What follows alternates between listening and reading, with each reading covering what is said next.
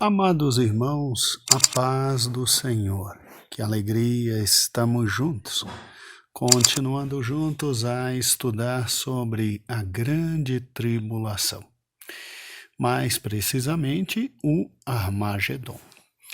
Amados, nós estamos conscientes de que a grande tribulação é o período de 7 anos, chamado de última semana de Daniel, e que esse período está dividido em 2 subperíodos de 3 anos e meio.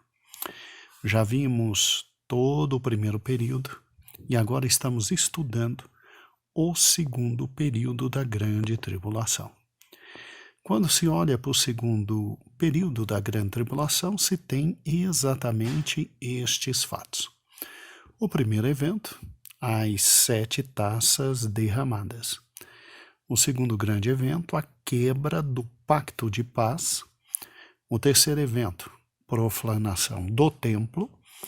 E após profanação do templo, temos a grande batalha do Armagedon. De tal forma que 2 são os grandes fatos que determinam a segunda semana de Daniel. Ou seja, o derramar das 7 taças da ira de Deus, que já vimos, e o que estamos vendo agora, a grande batalha do Armagedon, que ao final da mesma traz o retorno de nosso Senhor e Salvador Jesus Cristo com a sua igreja para esta grande batalha. O que eu acho aqui interessante é exatamente o fato de que o Armagedon não é uma batalha única, é uma guerra. E sendo uma guerra, há uma série de batalhas a serem travadas segundo a palavra de Deus. Obviamente, começando ali em Apocalipse 16, pegando todo o Velho Testamento e retornando até chegar a Apocalipse 19, o capítulo onde estamos. E o que é interessante é exatamente o seguinte. Vimos ontem que a primeira fase é exatamente a seca do rio Eufrates para preparar o caminho dos reis que vêm do Oriente para atacar Jerusalém e atacar, obviamente, os judeus, e o fato de, em Apocalipse 16, o anticristo convocar todos os seus aliados para juntos irem até Israel e destruir o povo de Deus. Pelo menos o restante que está aqui na terra, nós estaremos nos céus. Nós vimos que o Eufrates, esse grande ponto azul aqui, está secando. E quando nós chegarmos nesse momento exato do cumprimento da profecia, é óbvio que ele secará de tal forma que do Oriente virão, para atacar Jerusalém, a mando do anticristo e com o próprio anticristo e todos os seus aliados. Lembrando que o anticristo é um grande governador e imperador mundial. E o que nos chama bastante atenção é exatamente isso. Quando eles vêm exatamente para a parte norte de Israel. Aqui eles se concentram num primeiro ponto geográfico importantíssimo, que é o vale do Monte Megido, daí o nome Ar-Megido, Armagedon. Ar, que significa o vale do Monte Megido, e na transliteração para o português ficou Armagedon. E eles se concentram aqui exatamente porque é muito interessante isso, irmãos. A maioria dos ataques do Velho Testamento a Israel, principalmente por parte dos filisteus, sempre começava ali naquela parte norte, e que ao que parece, uma parte um pouco mais aberta e simples de se entrar do que na parte sul, onde está Jerusalém. E nós vimos ontem, creio que os irmãos assistiram o segundo vídeo que disponibilizamos. Obviamente, depois de conquistar o Vale de Jezreel, ou o Vale do Monte Megido, ou o Ar Megido, ou Armagedon, eles descem para Jerusalém. Eles descem para Jerusalém. E o que é interessante é que muitos especialistas dizem que ali, naquela parte de baixo, linda ali do Monte Megido, no vale, no Ar Megido, Armagedon, e muito interessante, ali estaria 70% da força aérea de Israel. E se realmente isso é verdade, a estratégia do anticristo é fantástica. Ele vem, ele consegue ter uma vitória fantástica ali no Ar Megido, né? Ou seja, no vale do Monte Megido, no Armagedon, e tendo essa força e essa vitória fantástica com seus homens ali, se realmente ali está 70% do armamento aéreo de Israel, fica muito difícil Israel se proteger no tocante ao restante de todo o seu território. Por isso que ali se trava a primeira batalha com vitória do anticristo sob Israel, e eles depois se sentem muito à vontade para descer, literalmente descer, aqui para Jerusalém. E nós vimos que deixamos exatamente no ponto de interrogação, em razão de não se ter muita certeza de absolutamente os dados que alguns cientistas políticos e militares trazem, dizendo que realmente ali naquele vale, no Ar Megido, no vale do Monte Megido e daí Armagedon, se teria realmente 70% de toda a grande força aérea israelense. Mas seja como for, os dados aí estão, e vamos, por gentileza, continuar. Quando eles descem, ocorre exatamente o cumprimento de Zacarias. Eles descerão a Jerusalém. Sim, eles descerão a Jerusalém. E a dúvida, inclusive, que muitos autores levantam aqui é se realmente não haveriam dois ataques. Um ataque das forças do anticristo lá em cima e o outro ataque aqui embaixo a Jerusalém. Eu sou da linha, vou até voltar aqui um pouquinho para os irmãos verem, porque a dúvida é exatamente o seguinte: ao invés de vir um ataque completo aqui em cima e depois descerem, vamos voltar aqui, né? Um ataque completo aqui e depois descerem, se não havia a possibilidade de dois ataques ao mesmo tempo. Um ataque aqui em cima e outro ataque vindo aqui embaixo. Eu sou da linha, e daí essa dúvida, né? Eu sou da linha que acredita que não. Eu acredito que o anticristo não dividirá suas forças, ele vem para cá porque de alguma forma, o vale do Monte Megido, o Ar Megido, o Armagedon, é muito importante. De alguma forma é muito importante, daí porque muitos analistas dizem que ali está concentrado realmente 70% da maior defesa de Israel, que seria exatamente a força aérea. Mas não se tem certeza absoluta disso. Mas eu creio que eles virão primeiro aqui na parte norte e depois descerão até a parte sul. E o que acho interessante é que, mais uma vez, a Bíblia, como sempre, palavra de Deus, se cumprindo na sua radicalidade. Nós vimos que, em primeiro lugar, o rio Eufrates seca, daí a sexta taça da ira. Entre a sexta e a sétima taça da ira vem exatamente aquela convocação em que o anticristo, o falso profeta e o dragão convocam todos para irem com o anticristo para essa grande batalha contra os judeus, para destruírem os judeus, e aí um espírito de engano é enviado, porque não há como destruir o povo judaico. Eles são a menina dos olhos de Deus, né?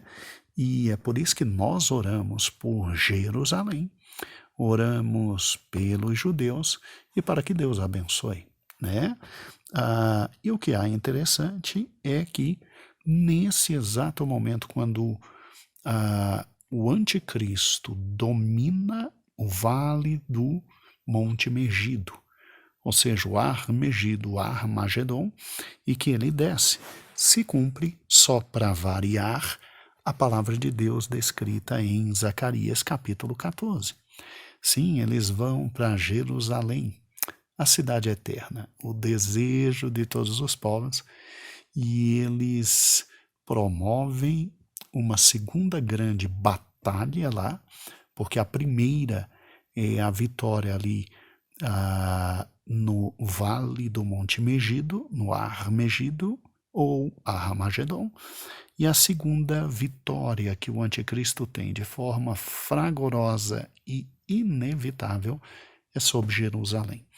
E fica muito fácil conquistar Jerusalém na medida em que as grandes forças foram destruídas ali, no Vale do Megido. E o que eu acho interessante é que aqui se cumpre exatamente Zacarias 14.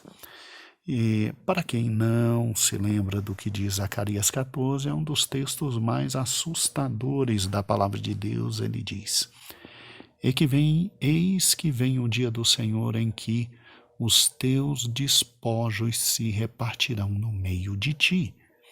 Deus falando com Israel. Se está falando de despojo que se reparte no meio de ti, os teus despojos, significa que Israel seria atacada, invadida e arrebentada. Daí ela se tornar despojo. O despojo é o direito que o povo vencedor tem de simplesmente pegar do povo vencido o que quiser. Bens, dinheiro. Você já imaginou Jerusalém caindo e simplesmente o anticristo e os 10 reis aqui que o seguem, tendo a possibilidade de simplesmente pegar as riquezas que estão em Jerusalém e toda a redondeza ali? Meu Deus do céu, isso é um sonho de qualquer maluco que quer enriquecer rapidamente, né? E aí, aqui se diz que sim, os despojos do povo de Deus seriam repartidos, inclusive na cara deles. Que coisa horrível, né? Olha o que aconteceria. Deus dizendo: porque eu ajuntarei todas as nações para a peleja contra Jerusalém. E quando se diz aqui todas as nações, é porque o anticristo é o grande líder mundial dessa época. E é porque simplesmente ele chama os 10 reis, que são 10 homens ou confederações que dominam sobre o planeta. E é muito interessante que todos vêm contra Jerusalém e a cidade será tomada. Cristo garante aqui uma parcial vitória do anticristo, porque a cidade vai ser tomada e vai ser saqueada. Daí porque Israel é despojo. E olha que coisa horrível. E as mulheres forçadas. Ou seja, aqui está falando de estupro, de homens que estão entrando, estão matando os judeus, tomando os seus bens e aproveitando que a mulherada está viva mesmo e estuprando sem dó. e metade da cidade sairá para o cativeiro. Amanhã eu prometo que trabalho com essa parte, metade sairá para o cativeiro, mas o restante do povo não será extirpado da cidade. Fica na cidade até porque tem que se submeter aos caprichos dos povos que estão dominando Israel. E o que é assustador aqui é: que cativo é esse, pastor? Para onde serão levados como cativo? Amanhã eu prometo que eu te explico, porque amanhã continua o Armagedon. E o que é interessante aqui, aí vem o Senhor e vem a grande promessa.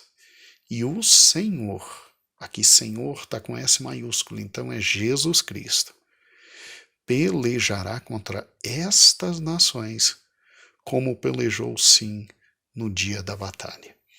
E esta parte aqui de Zacarias, versículo 3, se cumpre exatamente em Apocalipse 19, quando ele desce com a igreja para libertar Israel desse momento horrível.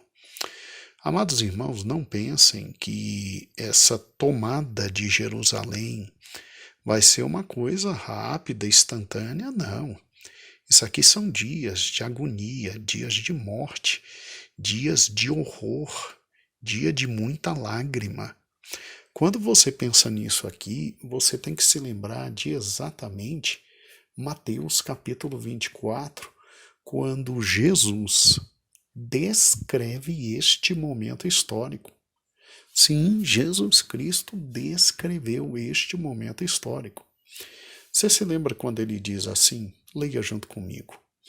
Quando, pois, virdes a abominação da desolação, de que falou o profeta Daniel, está no lugar santo, quem lê entenda. Ou seja, Jesus está dizendo que o anticristo, neste momento histórico, assim eu interpreto, outros interpretam diferente, mas nesse momento histórico, o anticristo, que é o abominável da desolação, a abominação da desolação, e o anticristo entraria em Jerusalém e profanaria o templo. E aí, nesse exato momento, após o vencer dessa grande guerra, então os que estiverem na Judéia fujam para os montes. Jesus diz, não adianta tentar proteger Jerusalém. Some que a coisa vai ficar horrível. Foge para os montes. E quem estiver no telhado, não desça para tirar coisa alguma de sua casa. Sai correndo. Desaparece. E quem estiver no campo, não volte atrás para buscar suas vestes. Suma. Porque não vai conseguir. E aí Jesus chora agora pelas grávidas. Ai das grávidas e das que amamentam naqueles dias. Pergunte se as pobres vão conseguir fugir. Além de não conseguir fugir, além de muitas morrerem, até porque estão grávidas, a maioria será literalmente estuprada. E orai para que essa fuga não ocorra no inverno nem no sábado. Jesus sabia o que estava falando. Para quem não sabe e pensa que Israel é só um calor assolador, entre depois na internet e veja o quanto neva na época do inverno. E como fica difícil fugir então de Jerusalém nesse momento. E ele fala do sábado exatamente porque o judeu não quer profanar o sábado e não teria como fugir, né? E aí ele diz que esse momento do domínio de Israel seria tão terrível e tão assolador, seria tão detestável o que o anticristo faria, que ele chega a dizer porque haverá então grande aflição, como nunca houve desde o princípio do mundo até agora, nem tampouco haverá. E isso é uma marca deste momento histórico. Por isso que ele ainda não aconteceu, ainda vai acontecer. É uma aflição que nunca houve e nunca haverá. E daí ele vem dizendo, e se aqueles dias não fossem abreviados, nenhuma carne se salvaria. Aqui está falando de carne e salvação de quem? Dos judeus. Porque a igreja aqui já está nos céus. E aqui todo o contexto fala de Jerusalém e do ataque a Jerusalém. Então aqui é específico para judeus. Peraí, pastor, no meio de toda essa loucura, dessa segunda parte da grande tribulação do Armagedon, judeu ainda vai ser salvo? Vai. Porque se Cristo não tivesse abreviado estes dias aqui, meu Deus do céu. Então veja que são dias de batalha. O Armagedon não é um dia só, são dias. É uma campanha. Os judeus vão tentar se proteger, mas absolutamente em vão. Eles vão ser massacrados. E a coisa só não dura mais tempo ainda em razão do fato simples e absoluto de Jesus Cristo abreviar aqueles dias e não demorar tanto para vir e pisar no Monte das Oliveiras quando tudo começa a mudar.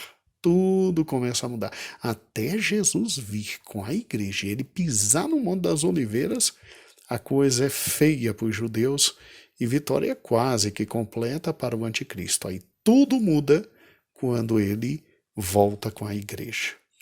E se ele não abreviasse esses dias, ninguém seria salvo, nenhum judeu seria salvo naquele momento desse ataque tão terrível e feroz, cheio de carnificina do anticristo e daqueles que vierem. Isso está exatamente em Mateus 24, 15 a 22. Muitos pegam esse texto aqui e pensam que ele se aplica à igreja, de maneira alguma. O que se aplica à igreja é o princípio das dores, é Mateus capítulo 24, do versículo 1 até o 14, que é aquele momento histórico que antecede o início da grande tribulação. Porque a grande tribulação tem exatamente como figura central o anticristo. Ele apareceu, imediatamente a igreja já sobe. E aqui é esse momento terrível do Armagedon. É interessante, irmãos, que a pergunta que se faz é: o anticristo, ele desce a Jerusalém ou ele fica somente ali na primeira parte, que é exatamente o vale do Monte Megido? Porque se você se esqueceu, lembre-se, primeiro se ataca o norte de Israel, se vence ali no vale do Monte Megido, no Ar-Megido, vale do Monte Megido, Armagedon, e depois é que eles descem para a Judeia, né, e para Jerusalém. O anticristo vai descer ou ele fica lá em cima? Porque, pastor, Jesus vai pegar e arrebentar o anticristo lá em cima, né, na parte norte, no Ar-Megido, no vale do Monte Megido, no Armagedon. É exatamente lá. E aí, uma segunda descrição e discussão: se o anticristo, depois de vencer lá em cima, ele desce para destruir aqui embaixo.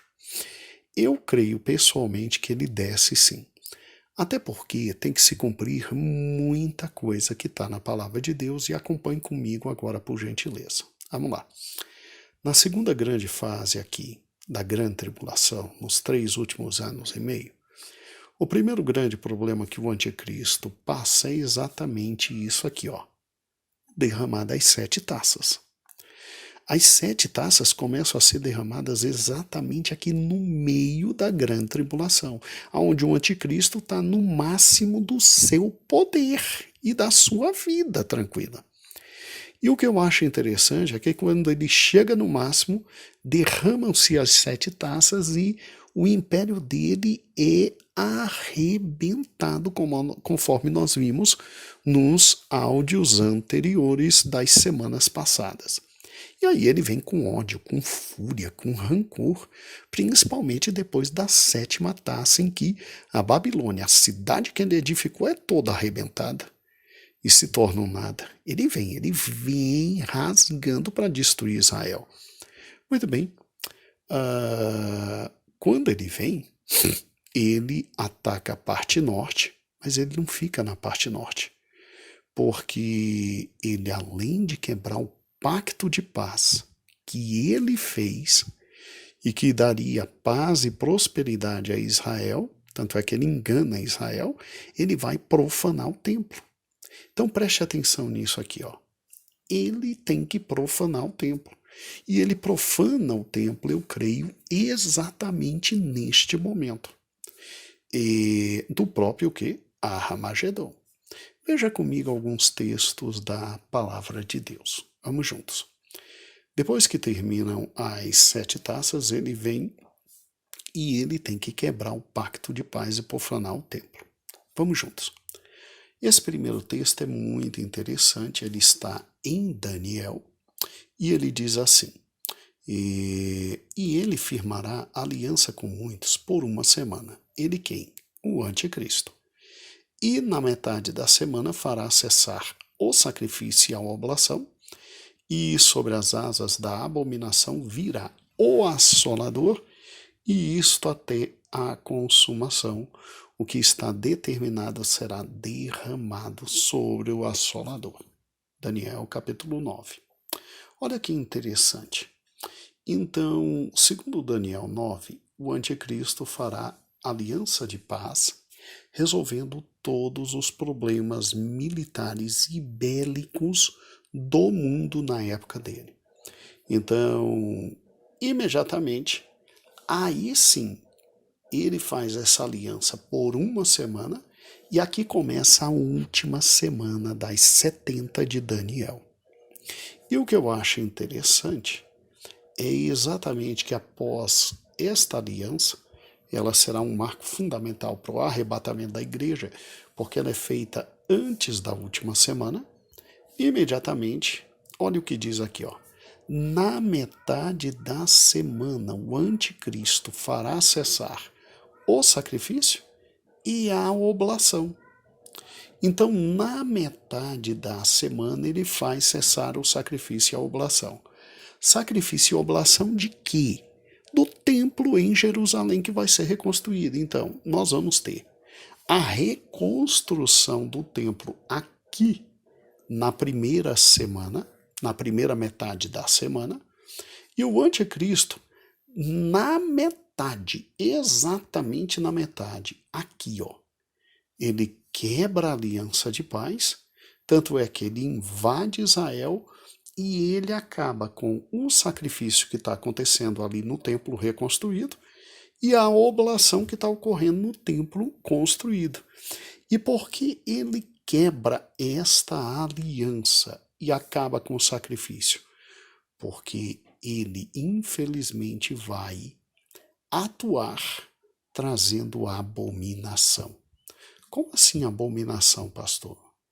Ele vai invadir o templo, ele vai profanar o templo e requerer adoração, sentando-se no templo, requerendo adoração. E para que isso aconteça, é necessário que ele, então, quebre a aliança de paz, traga guerra a Israel e arrebente Jerusalém. O que vai acontecer exatamente aqui, nesse grande momento chamado Armagedon. Depois que ele conquistar a parte norte e ele descer para a parte sul. Olha que interessante. Aí ele profana o templo. Daí as abominações que ele vai trazer. Isso Paulo já tinha falado depois que Jesus avisou. Jesus avisa assim, ó. Quando, pois, virdes a abominação da desolação, de que falou o profeta Daniel, o texto que acabamos de ler, está no lugar santo. Que lugar santo é esse? O futuro templo que vai ser reconstruído. Quem lê, entenda. Então, quando o anticristo vier, e Jesus avisou que ele vai invadir e ele vai trazer a assolação, que assolação ele traz? O amado apóstolo Paulo nos ensina: ninguém de maneira alguma vos engane, porque não será assim, sem que antes venha a apostasia e se manifeste o homem do pecado, filho da perdição, o anticristo, o qual se opõe e se levanta contra tudo o que se chama Deus ou se adora, de sorte que ele, ó que coisa terrível, se assentará como Deus no templo de Deus, querendo o quê? Parecer Deus. Então ele vai profanar o templo. Para que ele possa profanar o templo, ele tem que invadir Israel. E para invadir Israel e profanar o templo, ele tem que declarar guerra a Israel. E isso vai acontecer exatamente aqui, nessa grande guerra mundial, com várias campanhas militares, chamada Armagedon. É exatamente aqui que ele profana o templo. E aí a indagação que se tem é: será que isso vai acontecer aqui no Armagedon? Sim, exatamente como nós cremos em nossa doutrina básica. Porque não há outra maneira do anticristo invadir e profanar o templo, senão antes arrebentar o norte de Israel, quebrando toda a grande base aérea militar que ali está no norte, no Ar Megido, no Vale do Monte Megido, no Ar Megido, Armagedon, e aí depois, com o poderio que tem, o mundo aos seus pés, ele desce a Jerusalém, já profanou mesmo o pacto de paz, aí ele entra no templo, quebra tudo, mata sacerdote, mata tudo, se senta no trono e requer adoração como se fosse Deus. Como se fosse Deus. E isso vai acontecer. E então, a indagação que se levanta é: mas isso realmente vai acontecer no momento da guerra do Armagedon? Amado irmão, aqueles que interpretam diferente, dizendo que ele faria isso antes, não conseguem juntar todos esses textos. Nós, que cremos exatamente dessa forma, conseguimos juntar num todo coerente todos esses termos. E esses textos não tem como o anticristo violar e profanar o templo se não for por intermédio do veículo militar.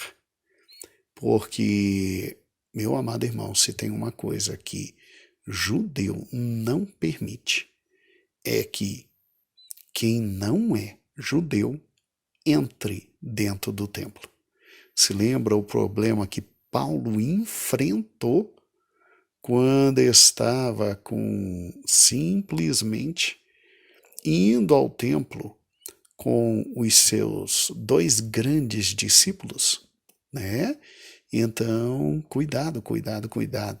Timóteo teve que ser circuncidado correndo, que Paulo ia enfrentar um problema muito sério. E o anticristo não tem para onde. Ele vai querer adoração. E o judeu só vai permitir ele entrar e sentar no trono de Deus e requerer adoração em 3 grandes possibilidades. Primeira possibilidade, nunca. Segunda possibilidade, jamais.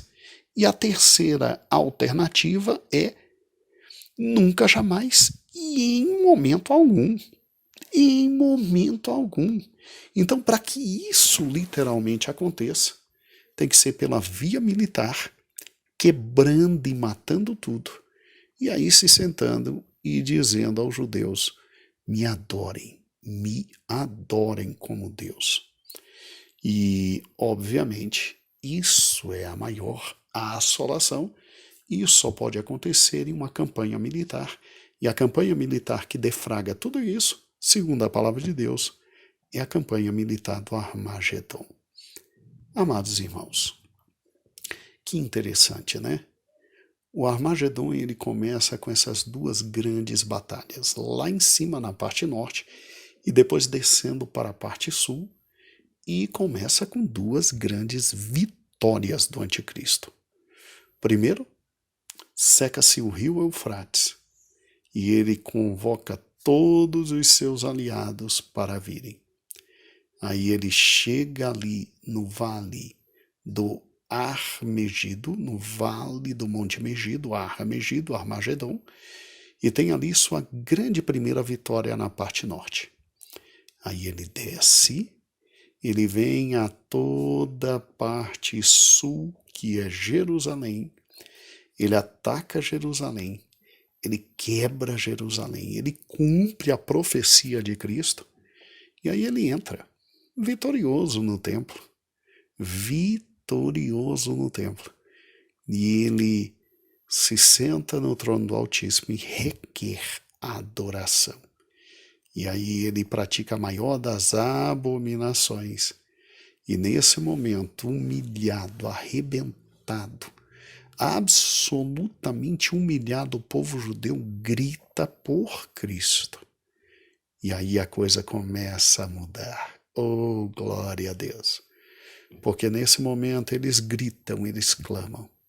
E o Senhor desce nas nuvens com a igreja. Nós vamos estar lá.